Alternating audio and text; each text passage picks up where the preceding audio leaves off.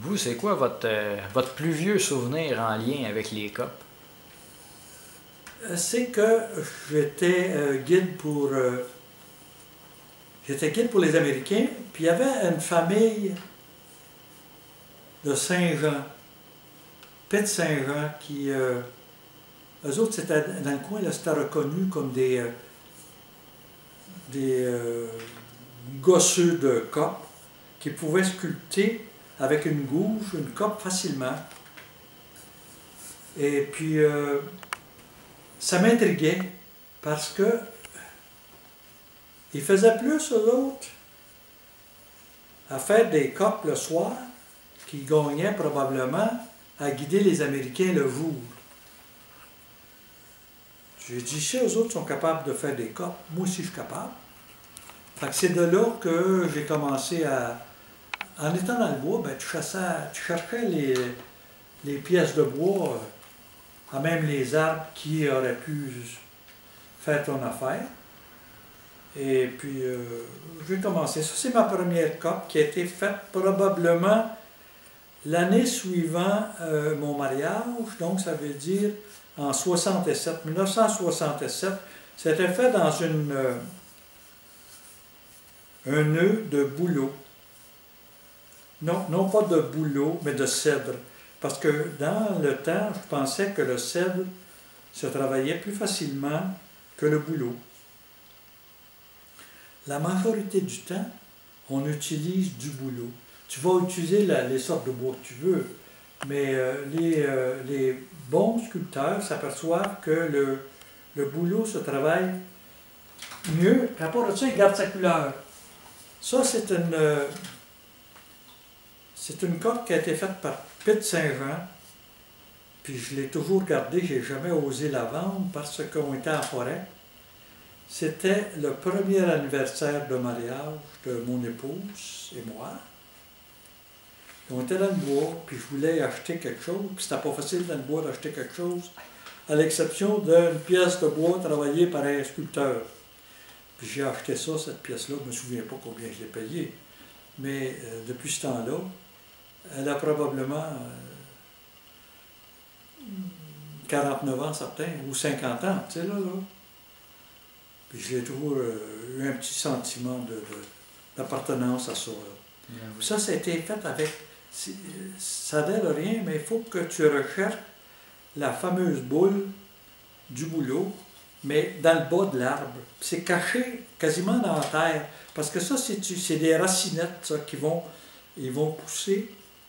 Puis je pense que c'est ça qui fait la beauté de la pièce. Là. Tu sais, si tu fais attention, là, faut que tu aies l'œil pour ça. Ben, tu vois qu'il y aurait des racinettes qui sortiraient de là, tes de terre, puis parce que c'est ça, là, c'est ça qui fait la force. C'est tout le bois dur qui se ramasse à la même place, qui fait la force de ta cope. Parce après 50 ans, elle n'a jamais craqué, puis elle a toujours gardé sa forme bien comme il faut. Puis c'est un souvenir que je ne voudrais pas oublier. Puis quand je te dis que tous les guides, tous les gars de bois faisaient des copes, il y avait différentes façons de faire les copes. Ils les décoraient différemment. Ils pouvaient graver avec une lime chauffée à blanc. Ils pouvaient graver une écriture comme celle-là. Mais ils pouvaient aussi, selon la forme de la cope, ils pouvaient voir qu'il y avait un animal, un castor, sur une hutte, sur sa hutte, puis là, avec la gouge, il faisait ressortir la pièce, l'animal. C'était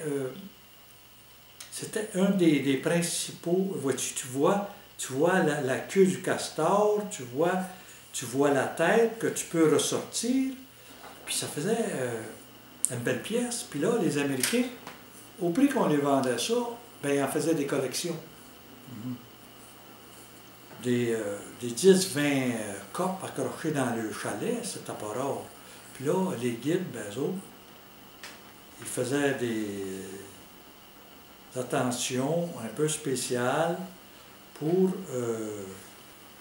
un animal différent, un castor. Souvent, on voyait la truite, une truite qui sort de l'eau, tu sais, là, ça, sur la tasse. Une forme qui était originale aussi, c'était la fameuse casquette. Quand la cope était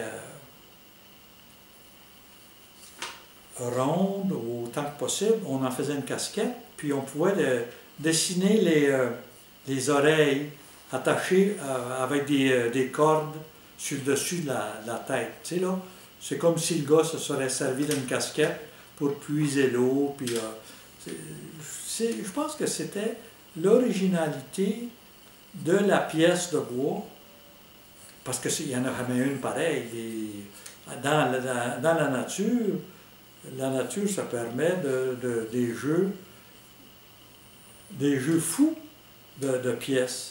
Puis ça reste à l'artiste ou le sculpteur de le découvrir, puis de le ressortir surtout. Non, ben c'est bien.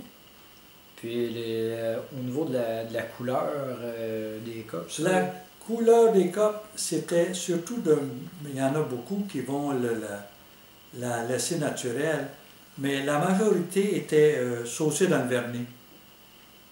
Ça protégeait le bois, ça faisait ressortir la couleur de la pièce, du bois même. Et puis, je pense qu'il y en a peut-être qui l'ont coloré, mais c'était plus facile de trouver une pièce, une lime, une queue de lime, puis de brûler des pièces de bois pour la couleur que d'autres choses. C'était pas facile en forêt d'utiliser d'autres choses que le feu pour changer la couleur de ta cope. Puis les copes, ils sont faites avec quel type de bois? C'est surtout du bouleau. Celle-ci est faite en cèdre. J'en ai des boîtes que j'ai réservées pour quand je serai à ma retraite, dans du bois franc, vraiment du bois dur, tu sais, de l'érable, du merisier. J'ai vu des plats, parce que dans la forêt, on peut trouver des merisiers avec une bosse de cette grandeur-là, qui font facilement 1,5 pied. Et puis, ils faisaient des plats pour la cuisine. Tu sais, tu veux mêler ta farine avec de l'eau, quelque chose de même. Souvent, tu trouves ça dans le bois. Puis, mais il avait tendance à fendre comme celle-ci. Si tu fais tes pièces trop grandes, il y a toujours une tendance à fondre. Il faut que ce soit vraiment séché de la bonne manière. Parce que souvent, le sculpteur va travailler son bois humide parce que ça se sculpte plus facilement si le bois est humide. Il va, avant de finir sa cope, ils vont la serrer dans un sac de plastique pour qu'elle garde son humidité, parce que le lendemain, quand il veut sculpter avec la gouge, il peut l'enlever plus facilement. Mais le secret, c'est de le sécher après. Il faut que ce soit séché très lentement dans un sac pour que l'humidité disparaisse, mais graduellement et non tout d'un coup, parce que tout d'un coup, l'expansion du bois va se faire, puis tu vas avoir une craque. Il y a un autre objet, il faut que tu fasses attention quand tu vas gosser ta cope, c'est de ne pas la faire trop mince. Celle-ci, elle a un défaut, c'est que, je ne sais pas si je vais être capable de te le montrer, mais elle a été gossée trop mince, puis on voit le jour en travers. Ça paraît pas? Ouais, je l'ai vu. Tu l'as vu, hein? Ouais. C'est qu'on voit le jour en travers, c'est qu'elle a été faite trop mince. Puis tu y vas au toucher, hein? Faut pas que ça dépasse une certaine épaisseur, parce que c'est bien facile de gaspiller une cope. Tu passes en travers et tu fais du bois d'allumage avec après. Là, tu sais, là. Puis il y avait une méthode, tu perces un trou, une petite languette de cuir, puis probablement une cocotte de bois ou une pièce de bois que tu vas glisser sous ta ceinture pour être capable de la garder avec toi, puis l'enlever facilement. Là, tu sais. Il y a différentes méthodes. On peut utiliser des... Quand vous parliez du séchage, tantôt, c'était combien de temps que ça prenait pour le sécher? Combien de temps que vous le laissiez dans un sac? Il n'y a pas de limite de temps. C'est selon la pièce de bois. Le séchage, ça pouvait prendre une semaine, ça pouvait prendre... disons que ces pièces-là, tu ne comptes pas ton temps, hein? Tu vas travailler un petit peu tous les jours, tu vas en avoir peut-être 10 sur le métier. Puis pour le séchage, bien, comme je te dis, tu le mets dans un sac de papier, dans un sac de... surtout un sac de plastique, pour être capable de garder l'humidité le plus longtemps. Puis si tu ne veux pas la garder dans un sac de plastique, si tu n'as pas de sac de plastique, bien, tu peux toujours utiliser un sac en papier avec de la mousse humide. Parce qu'il faut qu'elle perde son humidité, il faut que le bois perde son humidité lentement, si tu ne veux pas qu'elle caille. Parfait. Pouvez-vous nous parler de l'historique de la sculpture de coque? Ben, tout le monde qui avait des temps libres, j'imagine, puis qui avait accès à une gouve, pouvait faire des coques. Je me souviens d'avoir rencontré des personnes qui travaillaient dans des tours pour la... Dans ce temps-là, ça s'appelait la St. Maurice Fire Company, quelque chose de même. Aujourd'hui, ça s'appelle la Sopfeu. C'est la compagnie qui s'occupe de la surveillance des feux de forêt. Puis dans les années 30, aller jusqu'en les années 50, ils ont construit des tours à feu. Ça pouvait avoir 75 pieds de haut, bâtis dans les plus hautes montagnes possibles. Puis le gars montait dans la tour, puis il surveillait pour les feux de forêt. Ça lui donnait, imaginez-vous, 8 heures de temps, ou 10 heures de temps, 12 heures de temps à regarder pour voir s'il y a de la boucane qui sort de la forêt. Ça doit venir long. La lecture, je ne dirais pas que la lecture est interdite, mais quand elle devient absorbée par un livre, tu n'es pas capable de surveiller, de faire une surveillance adéquate. Puis les gars, avec une gouve, puis une coque comme ça, de bois, je les ai vus travailler, ils étaient capables de gosser, parce que c'était le mot, je ne sais pas si c'est inscrit dans le dictionnaire, mais si Gogun est dans le dictionnaire, je pense que gosser devrait être dans le dictionnaire. Puis Gogun est dans le dictionnaire 2017-2018, donc je pense que gosser devrait être dans le dictionnaire. Je parle toujours du Larousse, là. Bon, on recommence, là. Les gars, ils étaient capables de travailler, surveiller les feux de forêt, puis gosser une cope.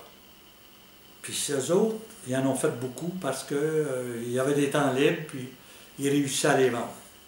Nous, les guides, ben, on avait des temps libres, on n'était pas toujours à la pêche.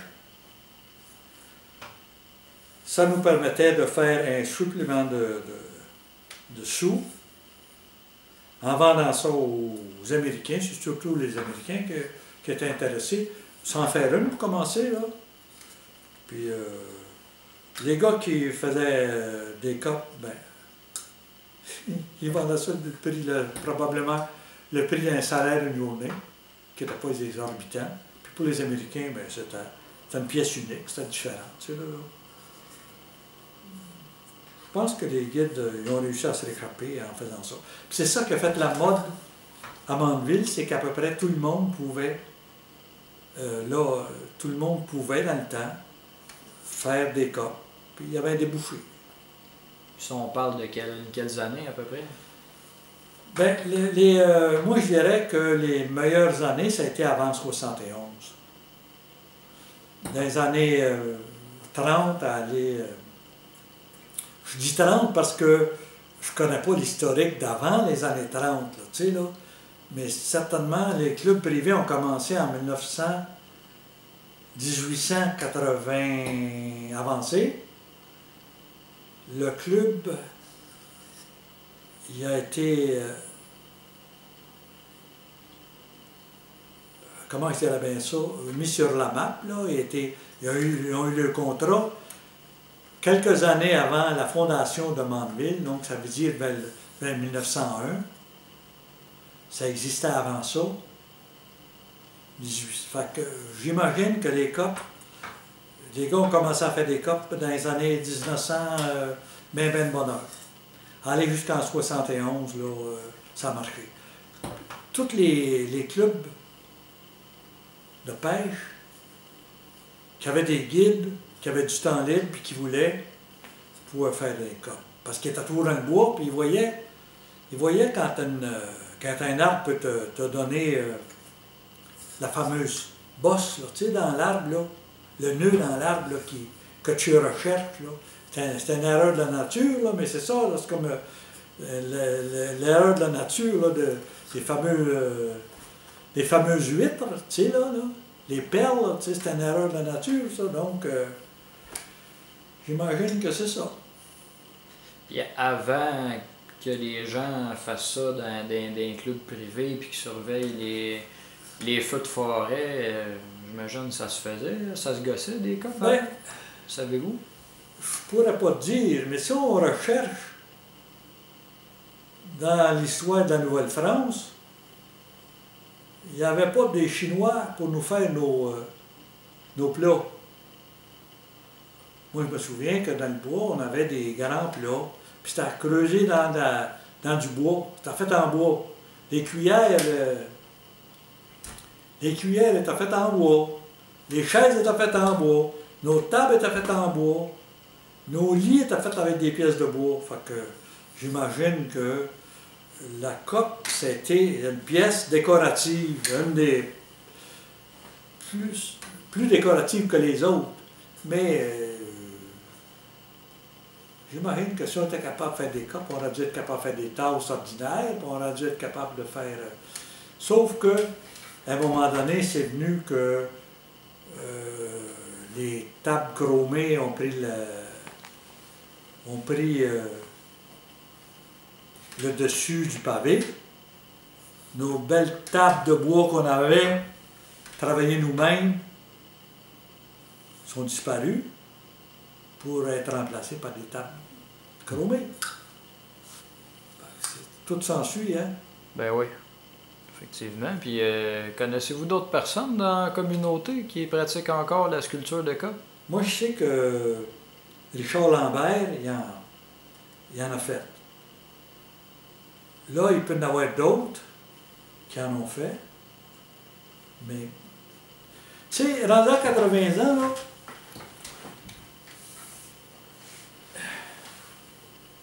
ce que tu oublies le plus, là, c'est des noms de famille.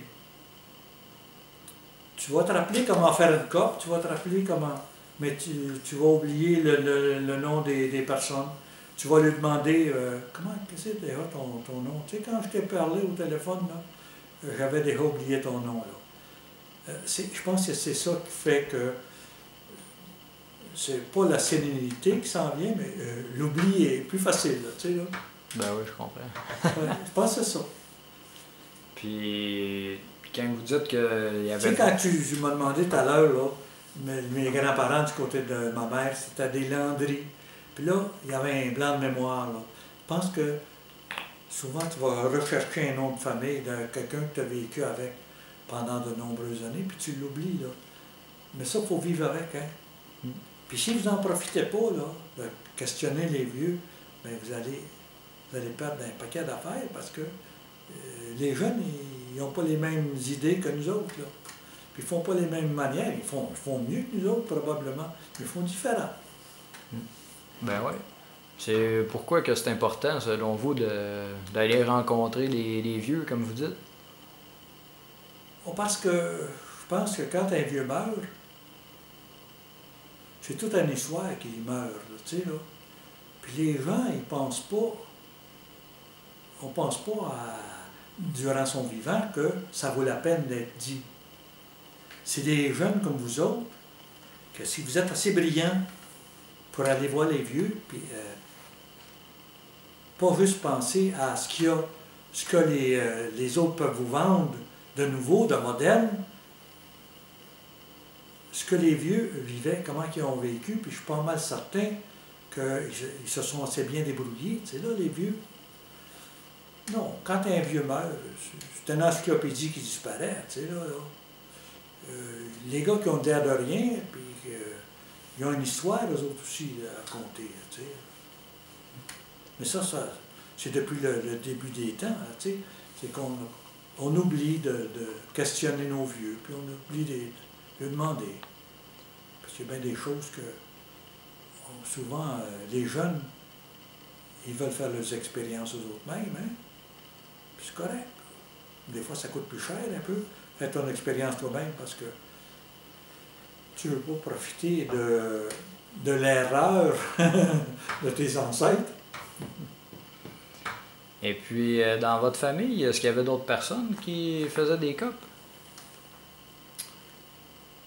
Ouais, dans ma famille, on faut reculer de mon père, mes oncles, ils travaillaient tout ça, tu sais. Mais personne n'en parlait, là, tu sais. Tu es allé voir là, ces gars-là, ils ont dit Jean-Louis, il en fait, mais tout le monde à Mandeville était capable de se faire une cope. Tu étais même maladroit si tu n'étais pas capable de te faire une chaise, une table, n'importe quoi. Ça s'est perdu, ça, parce que c'était plus facile de l'acheter que de la faire, là. Dépendant de la qualité que tu voulais avoir aussi, là, tu sais. Les chaises que j'ai ici, moi, là, c'était un artisan de Mandeville qui a fait ça, puis ça a été des sièges de babiche, là, tu sais. J'ai encore ça, moi, des sièges de babiche, là, après là, c'est pas en mode, là, de ce temps-là. Il faut que ça soit bien fancy, là, tu sais, là, bien travaillé, là. Puis c'est quoi le rôle du gosseux de cope, selon vous? Ben, c'était l'obligation, hein. Pourquoi que j'ai décidé de faire des copes? Ben, ça augmentait mon revenu. Pourquoi tu décides de partir et d'aller interviewer des gens? On est toujours forcé par le système de vie que tu veux vivre, puis ça prend des sous pour payer ton pétrole, puis ça prend des sous pour payer ton pain, puis ton beurre, puis c'est ça qui faisait que moi, il n'y a rien que j'ai pas fait, tu sais, là. Pourquoi j'ai fait de la sculpture? Aussi pour accrocher à ton mur, mais quand t'en as plein d'accrocher à ton mur, puis que tu vois le jour d'être capable de le vendre, mais ça augmente ton revenu. Moi, je pense que c'était une des raisons, là, tu sais, là. Ça appelait à une certaine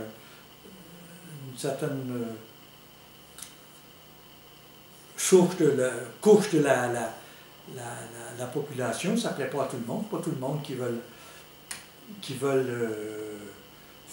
faut pas oublier qu'on a une compétition énorme de la part de la Chine, ils peuvent te faire la même chose pour 1/10 du prix.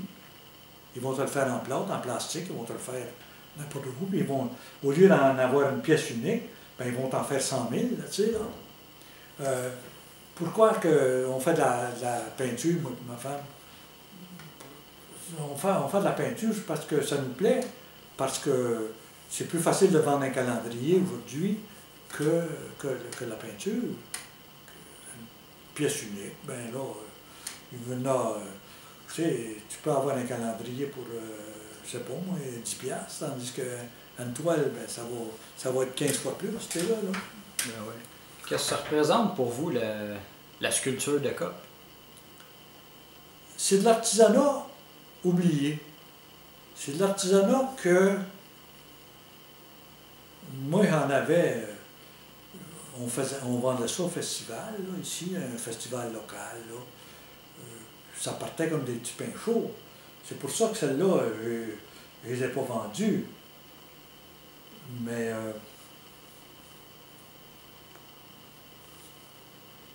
c'était pour augmenter ton revenu, là, tout simplement. Là, puis montrer qu'est-ce que... Je pense que l'artisan, lui, pourquoi qu'il travaille, de un, pour gagner son pain, hein, sa croûte, là, puis de deux, pour montrer qu'est-ce qu'il est capable de faire. Tu sais, ça, ces affaires-là, ils sont dans le sous-sol, ils sont dans une pièce là, dans mon atelier, là, puis ils sont bien, bien tranquilles, hein, ils sont pas ostineux, là, puis, mais la cope, là, je pense que c'est celle que j'aimais le mieux, parce que c'est celle qui se vendait le mieux. Ça avait son utilité, parce qu'il n'y avait pas de place que tu ne pouvais pas boire de l'eau où on allait. Maintenant, l'eau est polluée partout. Tu sais, faut que tu ailles loin là, pour avoir de l'eau potable, là, que tu peux prendre à même le ruisseau, ou à même la rivière, ou à même le lac. Nous autres, il faut aller pas mal loin ici, là, à cette heure-là. Tout est pollué. C'était une pièce essentielle, ça, là. Celui qui n'avait pas sa cope, laisse-moi te dire, il était pauvre en tabarnouche, s'il était obligé d'avoir une canne de bine vide là, pour prendre son eau, là. Ça, un petit quelque chose. Tu étais capable de montrer que tu avais fait quelque chose, tu sais, là. Qu'est-ce que ça représente pour votre communauté, les gens de Mandeville puis des environs, selon vous, la cope? Oui, les anciens se souviennent de ça. Les qui ont un certain âge, là. Mais ça se perd, ça se perd. Ouais. Tu sais, là... Ils ont-tu un attachement par rapport à ça, une fierté, un sentiment d'identité? Ceux qui connaissent ça, ils vont en avoir 2-3 de cachés chez eux, là, tu sais, là. Puis ils vont les montrer à des initiés, là, ceux qui aiment bien, là. Mais c'est pas une chose que tu ferais loin, là, tu sais, pour trouver une cope, là, pas faite en plastique, là, en bois, là. C'est de plus en plus rare. Il y en a qui en font encore, là, mais c'est de plus en plus rare. Parfait. Puis vous avez appris à sculpter la cope à quel âge? Ouais, peut-être 17-18 ans, à regarder les autres, là, tu sais, là. Ça prend pas bien de... Je pense que ça prend un outil, ça prend une gouffre minimum, puis de la patience. C'est pas juste de sculpter la cope, c'est de la trouver dans le bois. Tu sais, tu vas emmener un néophyte, là, puis tu vas lui dire, bon, ben trouve-moi une cope, là. Il va chercher longtemps. Ma première cope, j'ai cherché longtemps, moi aussi, là. Par contre, quelqu'un qui connaît ça, ben il sait où aller, puis il sait, il va aller dans une forêt de bouleau, tu sais, là.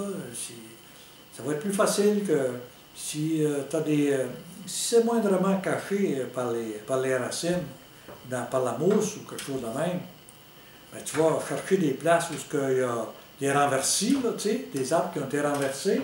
Là, c'est plus facile, ils sont sortis de terre, puis tu vas les trouver plus facilement, là, tu sais. Ou ça saute d'en face, il y a un arbre, là, un bouleau, puis il y a une bosse qui te sort du boulot, ben là, tu peux penser que si tu cherches un peu, tu vas trouver ce boulot. Tu sais, là, faut que tu saches comment la couper aussi, tu sais, là. Ben oui. On va y revenir tantôt, mais si on parle de votre apprentissage, de vos premiers contacts avec la sculpture de cope, entre autres, vous avez appris, de quelqu'un? Oui, il y avait Pete Saint-Jean. Pete Saint-Jean, puis les guides, tous les guides avaient des gouffres. Mais Pete Saint-Jean, entre autres, puis un de ses fils, là, il était pas mal, comment je dirais bien ça, il était pas mal habile. Eux autres, ils partaient, là, ils traversaient le lac en canot, puis ils revenaient avec une poche de cope. Disons, je ne dirais pas que c'était secret Mais eux autres, ils savaient comment, puis si tu veux l'apprendre, tu sais, là, puis essaye-toi, là, tu sais, cherche un peu, là, pour commencer. Puis je me rappelle la mode d'un camp de guide, là, c'est quand il y avait des temps libres, il y avait un jeu de dames. C'était pas les échecs, c'était les dames dans ce temps-là. Puis les gars étaient assis bien tranquillement, regardaient la partie de dames, là. Il y avait une go, puis ils gossaient d'un bord puis de l'autre, tu sais, là, puis de temps en temps, il allait tester la grosse, l'épaisseur, ça, tu y vas avec les doigts, le doigté, tu sais, là. Tu savais que, bon, OK, il en manque un petit peu là, un autre coup de gauche. Il n'était pas pressé par les événements, tu sais, là. Si ça prenait 2 roues, si ça prenait 3 roues, tu le faisais dans 3 roues, si ça prenait une journée, dépendant de... Puis après ça, il la mettait dans le sac de plastique, puis il allait la cacher sur le camp, là, tu sais, là, pour qu'elle soit mouillée, pour garder son humidité. Puis il pouvait en recommencer un autre, tu sais. Pour la finition, ben là, il faut que tu fasses un peu plus attention. Ensuite, il y avait le papier sablé.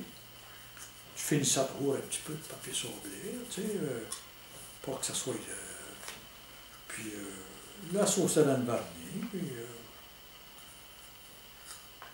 juste à tout.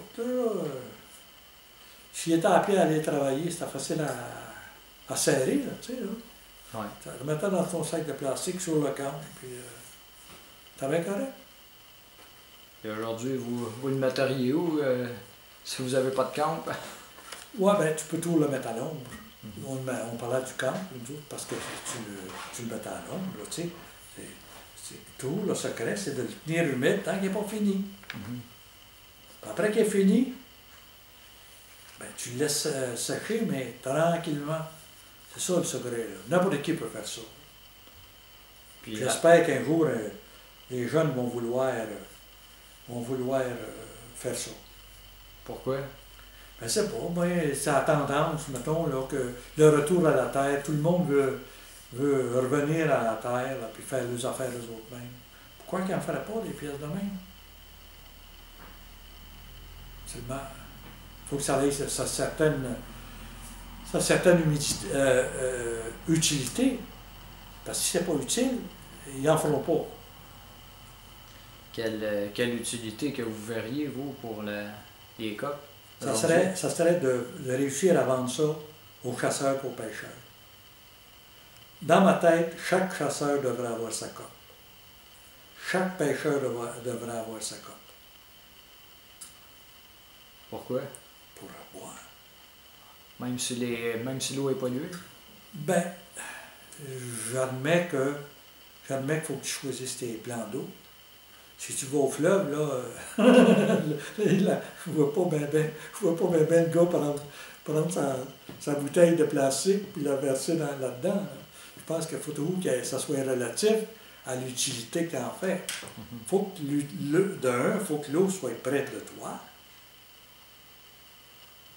qu'elle soit potable, puis que tu aies le goût de prendre de l'eau. C'était mieux une bouteille capsulée, mais là, c'est un autre affaire, là, tu sais. Est-ce que vous voyez d'autres utilités? D'être là, vends-en à tous les chasseurs, à tous les pêcheurs, les amants de la nature, ceux qui vont en forêt, au loin, où ce que l'eau est bonne à boire, là, ben, ça serait la place pour ça. Ça serait quelque chose, je verrais bien ça, un gars qui fait de la randonnée, là, avec un pack-sac sur le dos, un sac sur le dos, là, il accroche ça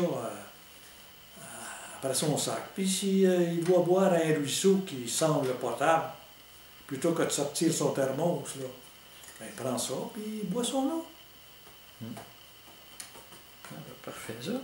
Puis, est-ce que vous utilisez seulement une gouge pour sculpter ça? Ben, il n'y a pas bien d'autres choses qu'une bonne gouge. Il faut qu'elle soit bien affilée pour ça. Ouais. Quelle grosseur de gouge? C'est, mettons, je vous Ouais, demande d'en choisir une. Je pourrais te montrer là, une gouge d'à peu près d'un demi-pouce, là. Ça serait les gouges, là. Ouais, un demi-pouce. Un demi-pouce. La vraie gouge, là. Parfait. Papier sablé, une gouge, puis tu as fini avec un bon vernis. Là.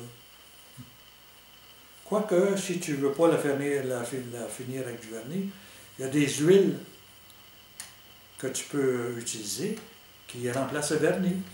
Puis des huiles, il y en a qui ne veulent pas toucher à ça, le vernis. Donc, ils prennent des huiles. Et vous, quand vous avez commencé à faire des copes, là, vous disiez tantôt que fallait que vous trouviez votre nœud. Là. Ouais. Comment vous vous êtes pris pour trouver le nœud? Y a-t-il quelqu'un qui vous a aidé?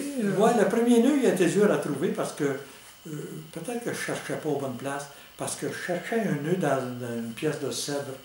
Puis le cèdre, il y a des nœuds aussi, mais moins que le bouleau. Le bouleau, là, le bouleau et le bois franc. Ouais. La seule différence, c'est que le bois franc, le chêne, mettons l'érable, là. Ça va être plus facile mais à trouver. Mais ça va être plus difficile à trouver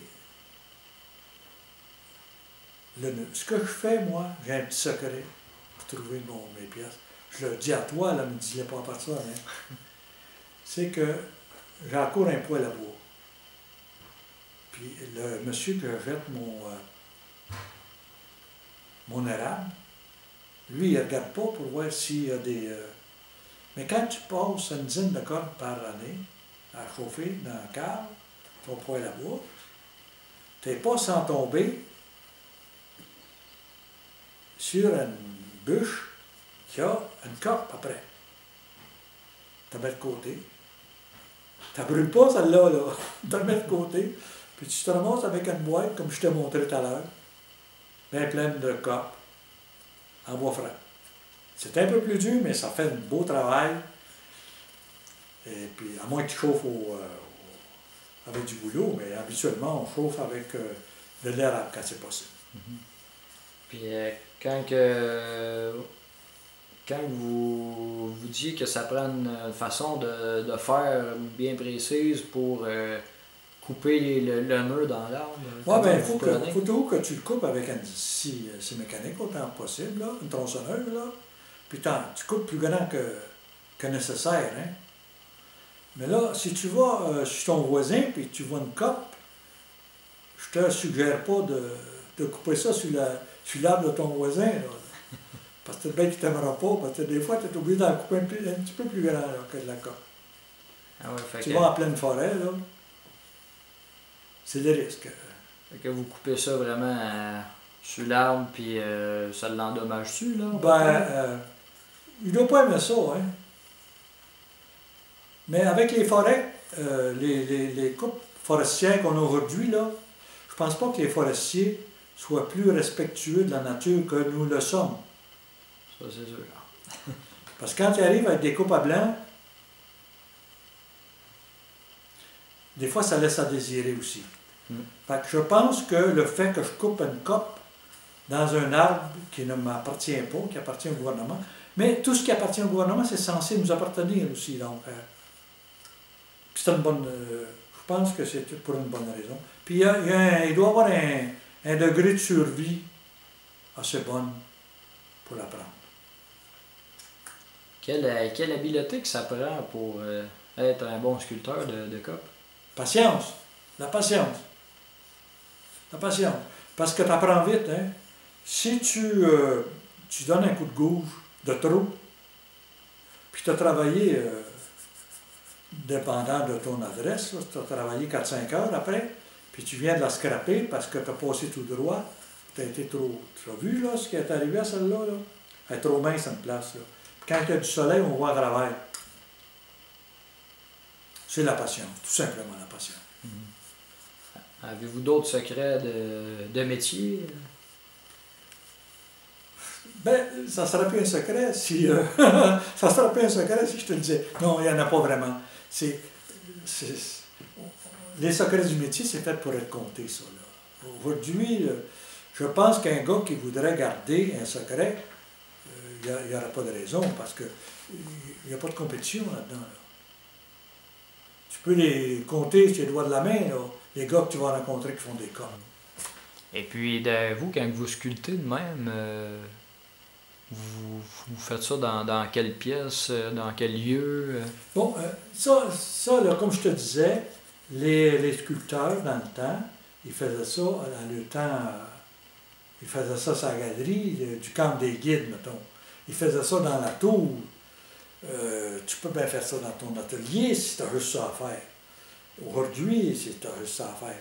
Moi, personnellement, je ferais ça l'hiver, quand les temps ne me permettent pas de m'asseoir sur la galerie ou que il y a une tempête dehors, il y a 4 pieds de neige dehors, ça ne me tente pas d'aller pelleter. C'est ça qu'on va faire. Ouais. La sculpture, c'est la même chose, tu sais, là.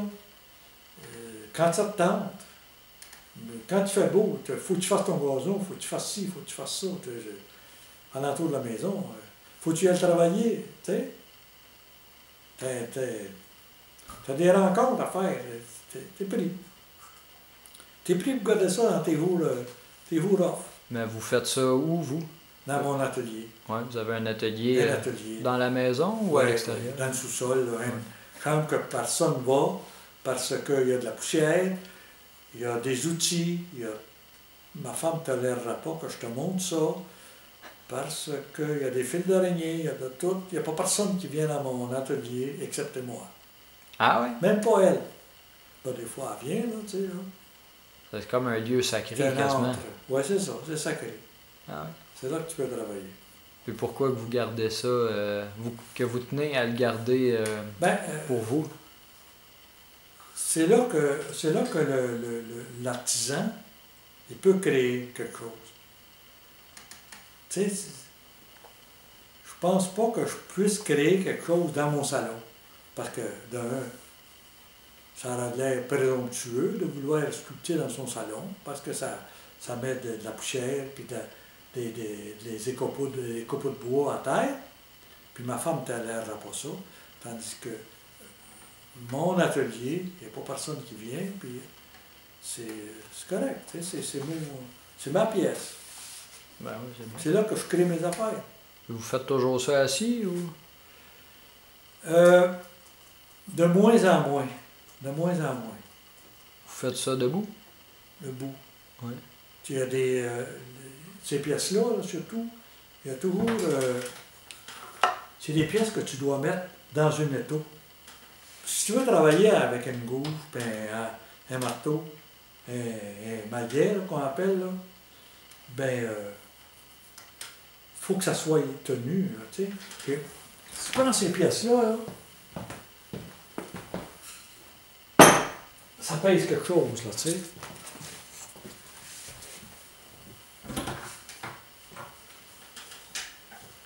Puis ça, c'est une vis qui passe en travers de mon établi, que je vais visser dans ma pièce de bois, comme ça. Fait que quand ma pièce de bois est bien solide, je peux me permettre, moi, avec une gouge, d'enlever le gros de l'affaire et puis de régler mon problème. Oui. Tu sais, de faire de la finition et tout. Quel type d'objet que vous sculptez, vous, autre que les copes? J'ai fait des totems de 30 pieds. J'ai fait un Christ en croix, grandeur nature, des copes, des têtes d'Indiens, des cow-boys, nomme-les, je les ai faites. Le bois, travailler le bois, mais avec une gouge, là, tu sais, là. Juste les copes. Ben ouais, ben on peut élargir ça à d'autres objets aussi, là. Il s'agirait de trouver une solution pour... ouais. Là, vois-tu, c'est parce que ça avait été pensé, là, cette affaire-là. Les vieux, là, ils ont dit, on va s'entraîner eux, puis on a un trou, puis c'est un équipement. Moi, dans ma tête, pêcheurs, chasseurs doivent avoir ça, absolument. T'as pas le choix. Selon vous, y aurait-tu moyen de faire d'autres choses, sculpter d'autres choses à partir d'un nœud de boulot même? La qualité du nœud, c'est que ça tient le bois solide plus que la partie au côté, si tu veux. Tu sais, là. Tu pourrais en faire la même maudite affaire avec la pièce de bois au côté du nœud, mais ça ne sera pas. Ça n'aura jamais la même solidité, la même force. Ça, c'est 10 fois plus fort que la pièce au côté. Ouais. C'est pour ça qu'ils ont utilisé ça. Mais est-ce qu'il y aurait d'autres utilités qu'on pourrait faire avec un nœud, sculpter un autre objet ou Si penser à une quelque autre chose utilité? qu'il faut qu'il soit solide, puis moi, je suis bien partant avec ça. Là. Tu ouvres une porte là, pas mal grande là, quand tu dis ça, trouver d'autres choses. Vois-tu, le gars qui est venu, notre petit liquide, je sais pas, faudrait peut-être qu'il tienne. Ça, là, le défaut de ça, c'est que ça ne tient pas sur la table. Et à part de celui-là, il n'y en a pas qui tiennent sur la table. Puis le nom que le régent il a nommé tantôt, c'était Steve Saint-Jean, Steve Saint-Jean. qui lui en ferait Ben, aurait lui, la connaissance il pour en en aurait fabriquer. fabriqué. Je savais pas qu'il pouvait en fabriquer. C'est ça l'idée, là, tu sais. Il en a fabriqué, puis il y a déjà quelques années, là, tu sais. Ben oui. S'il en a fabriqué pour Régent, il en a peut-être fabriqué pour d'autres. T'as peut-être un gagne-pain, un à côté, tu sais, là, un gagne-pain, un à côté, là, un AB, là. Puis peut-être que lui, il en connaît d'autres, là, tu sais, là. Puis vous, combien que vous pouviez en fabriquer par saison des copes? J'étais limité surtout par la recherche de la pièce. J'étais limité par la pièce. Parce que si tu regardes dans ma boîte, là, j'en ai ramassé pas mal, puis là, je regarde ça, là, puis il y en a que je ne pourrais pas me servir. Ça prend un gars qui il fait du bois, le gars dans le bois, là, puis ou qui a accès à un lot à bois, ou quelque chose de même. Tu sais, là, sans ramasser. Moi, je ne prends pas de chance. Quand j'en vois une, je la mets de côté, ça peut servir. Si ça ne sert pas pour moi, ça servira pour quelqu'un d'autre, tu sais. Ben oui. Ah, parfait. Moi, vois-tu, celle-là, ça a été une pièce décorative. Puis c'est pas bête l'idée. Tu regardes, tu cherches tes pièces un peu plus grosses. Un peu plus grosses. Puis nous autres, on a toujours mis des bonbons là-dedans. Un plat à bonbons. Pourquoi pas? Ça sert à d'autres choses que de l'eau. C'est solide. C'est une pièce artisanale. Ben, il s'agirait de vendre l'idée que, moi, je pense que si on n'est pas capable juste de l'eau, pensons à d'autres choses. Ben oui. Toujours utile. Pièce à bonbons, pièce à... Pense à quelque chose, puis l'idée est bonne. Des gros nœuds de même, y en a-tu pas mal? Il y en a qui sont gros comme ça. Tu pourrais faire un plat à salade si tu voulais. Ah ben c'est bon. À penser. C'est peut-être pensé, c'est un peu plus de travail, mais aujourd'hui, avec la technologie moderne, on pourrait certainement s'aider pour à mesure que le bois est grand, s'aider puis le travailler mécaniquement s'il faut pour finalement le finir. Mais le principe, il faut que ça soit mince. Là. Ben oui. C'est ça qui est la qualité de ton travail. Il y a ça d'épais, c'est comme un verre. C'est comme un verre, ça. Si le verre est ça d'épais, il est moins plaisant que c'est une bulle, là, tu sais, là. Je pense que c'est ça qui sera la force du travail. Puis ne pas avoir peur de laisser tes coups de gouffre, pareil, puis utiliser ton imagination pour les dessins qui pourraient faire le tour de ta pièce. Moi, je pense que ça doit plaire à l'œil comme à l'utilité. Comment vous avez appris, vous, à faire aller votre imagination à partir d'un morceau de bois? On l'a tout, hein. Tu commences à en faire un, là, puis tu vois, tabarnouche de bâtard, c'est pas pire ça, je peux faire ça, je peux faire une tête de canard. Regarde ça, là. Trouves-tu que ça a l'air d'une tête de canard? Ouais. Tu y mets un œil de ce bord-là, puis un œil de ce bord-là, là, puis tu as là avec une tête de canard. Ouais, ouais. Hein? Comment vous feriez ça, votre œil, vous? Mais là, il y a deux manières que tu peux faire. Soit que tu creuses le trou et que tu mets une bille en bois, ou que tu prévois de garder ta bille. Mais imagine-toi que si tu fais ton trou dans le bois, dans cette bois, puis tu mets une autre sorte de bois différent, ton œil va ressortir. Puis le colle, il faut que ça aille propre, tu sais, là. Il y a même des yeux que tu peux avoir en verre, si tu veux. Tu sais, quand on travaillait le canard, la seule chose qu'on se permettait de verre, c'était les yeux. Puis ça, il y a des places que tu peux acheter les yeux d'à peu près tous les animaux, toutes les grosseurs.